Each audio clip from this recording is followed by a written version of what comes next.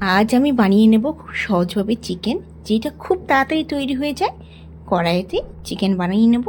নমস্কার বন্ধুরা, বেঙ্গলি নাগরাতে আপনাদের সবাইকে স্বাগত। তা চলুন রেসিপিটা শুরু করা যাক। আমি 1 কিলো মুরগির মাংস নিয়ে নিয়েছি, এটাকে ভালো করে ধুয়ে নিয়েছি। আচ্ছা, এবার কী করবো, একটা কাচের বাটিতে আমি ধুয়ে প্রথমে রেখেছিলাম একটা বাটিতে। এবার কাচের বাটিতে আমি সমস্ত কিছু মিশিয়ে নেব।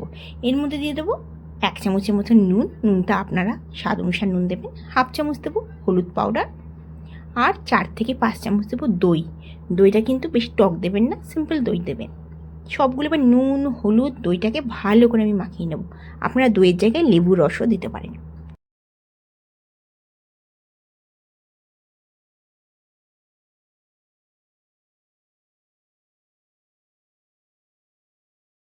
এক ঘন্টার জন্য আমি রেখে দেবো। আপনাদের কাছে সময় যদি না থেকে আধা ঘন্টা রাখলেও চলবে, কিন্তু রাখতে হবে।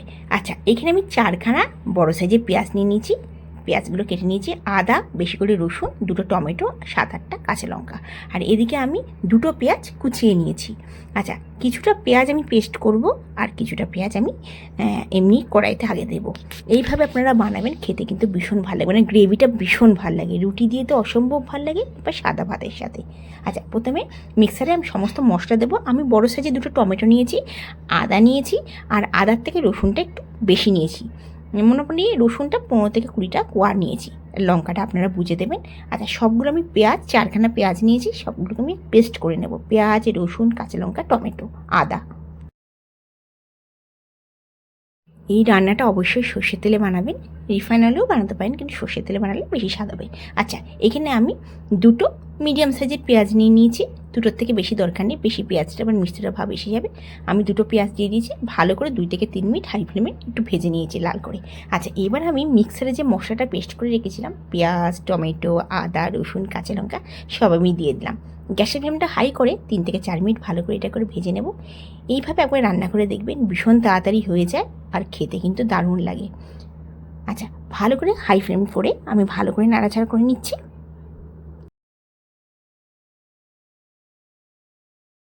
একটুখানি 3 থেকে 4 মিনিট পেঁয়াজ, আদা, রসুনটা কষে নেওয়ার পর আমি মাংসটা দিয়ে দেবো। মাংসটা আমি 1 ঘন্টার জন্য রেখে দিয়েছিলাম। আপনারা যদি আরও 2-3 ঘন্টা রাখেন আরও ভালো হবে, আর আধা ঘন্টা রাখলেও চলবে।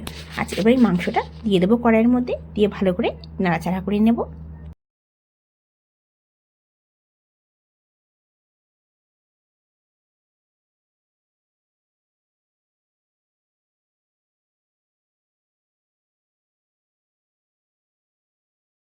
দু চামচ ধনে পাউডার দিয়ে দেবো, আর 1/2 চামচ মতো নুন দেবো। নুন আমি আগে দিয়েছি, যখন আমি এটাকে দই দিয়ে মাখিয়ে রেখেছিলাম। 2 চামচ ধনে গুঁড়ো, 1/2 চামচ 1 চামচ নুন দিয়ে দিলাম। দিয়ে ভালো করে এটাকে একটুখানি নাড়িয়ে দেবো। আর 1 চামচ দিলাম জিরে পাউডার। 1/2 চামচ দেবো মানে শুকনো লঙ্কাকে আমি পাউডার বানিয়ে রাখি মিক্সারে।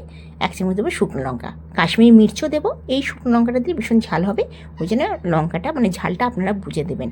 আর কাঁচা লঙ্কা আমি একটু বেশি করেই দিয়েছি, কাঁচা লঙ্কাগুলো একদমই ঝাল নেই, ওই জন্য একটু বুঝেই বেশি করেই দিয়েছি। আচ্ছা, ঝালটা কিন্তু আপনারা আপনাদের হিসাবে দেবেন। আচ্ছা, 1 চামচ দিলাম কাশ্মীরি মির্চ। কাশ্মীরি মির্চ দিলে কালারটা ভীষণ ভালো আসে। দেখুন, এইভাবে এবার গ্যাসের ফ্লেমটা আমি মিডিয়াম করে দিয়েছি। যখনই মশলাটা দেবেন মিডিয়াম করে দেবেন। মিডিয়াম করে এটাকে মানে 4 থেকে 5 মিনিট একটু কষে নেব।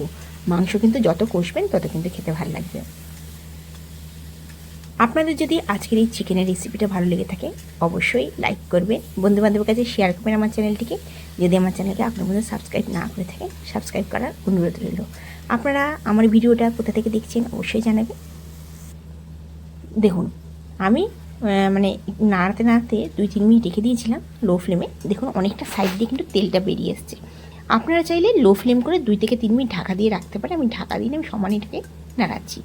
এই মাংসটা দিয়ে রুটি তো অসম্ভব ভালো লাগে। ময়দার রুটি কিংবা পরোটা কিংবা আপনার যে কোনো রুমালি রুটি ভীষণ ভালো লাগে। আবার বানিয়ে দেখবেন, দেখুন খুব সুন্দর একটা গন্ধ আসছে। এইভাবে চিকেনটা খুব তাড়াতাড়ি হয়ে যায়। আর এই মশলাটা দিলে পেঁয়াজ পেস্ট করে প্লাস পেঁয়াজ ভেজে দিলে কিন্তু ভীষণ গ্রেভিটা ভালো হয়। আচ্ছা, আমি ঢাকা দিয়ে দিয়েছি 5 মিনিটের জন্য লো ফ্লেমে। গ্যাসের ফ্লেম কিন্তু একদমই হাই করবে না, তাহলে কিন্তু পুড়ে যাবে। দেখুন কালারটা, তেলটা কিন্তু অনেকটাই বেরিয়ে এসছে। লো ফ্লেম করলে কিন্তু তেলটা বেরিয়ে আসবে। আমি এখনও 1 মিনিটের মতন নেড়েচেড়ে করে এবার আমি এর মধ্যে মানে কষা হয়ে গেছে, এবার আমি জল দিয়ে দেবো। অবশ্যই গরম জল ইউজ করব। দেখুন যখন দেখবেন তেলটা বেরিয়ে এসছে চিকেনে, তখন আপনারা জল দিয়ে দেবেন। এর থেকে বেশি কষার দরকার নেই, তাও আমি 15 থেকে 20 মিনিট কষে নিলাম। দেখুন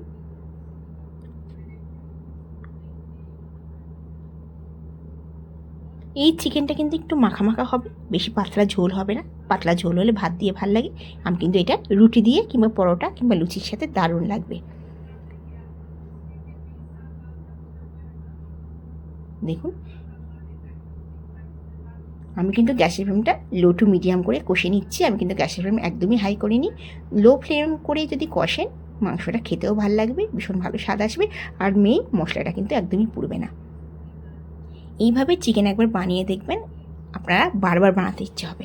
আচ্ছা আমি এবার 1 গ্লাসের মতন জল দিয়ে দিলাম, অবশ্যই গরম জল। আমি কিন্তু জলটা একটু ফোটানো জলই দিয়েছি। এবার আমি এটাকে ঢাকা দিয়ে 10 মিনিটের জন্য মিডিয়াম ফ্লেমে ঢাকা দিয়ে দেবো। 10 মিনিট মিডিয়াম ফ্লেমে আমি এটা কুক করে নিলাম। আমাদের খুব ঝটপট চিকেন রেসিপি তৈরি হয়ে গেল। দেখুন কত সুন্দর কালার হয়েছে। এইটা আপনারা ময়দার রুটি, নান রুটি, পরোটা, লুচির সাথে দারুণ লাগবে। আপনাদের আজকের রেসিপি ভালো লাগলে অবশ্যই কমেন্টসে জানাবেন। আপনারা ভালো থাকবেন, সুস্থ থাকবেন এই কামনা করে আজকের ভিডিওটা শেষ করছি। আবার আসবো নতুন দিনে নতুন ভিডিও নিয়ে। এতে আপনারা চাইলে হাফ চামচ গরম মশলা দিতে পারেন, কিন্তু গরম মশলার কোনো দরকার নেই। এইভাবে একবার বানিয়ে দেখবেন, দারুণ লাগবে। ধন্যবাদ।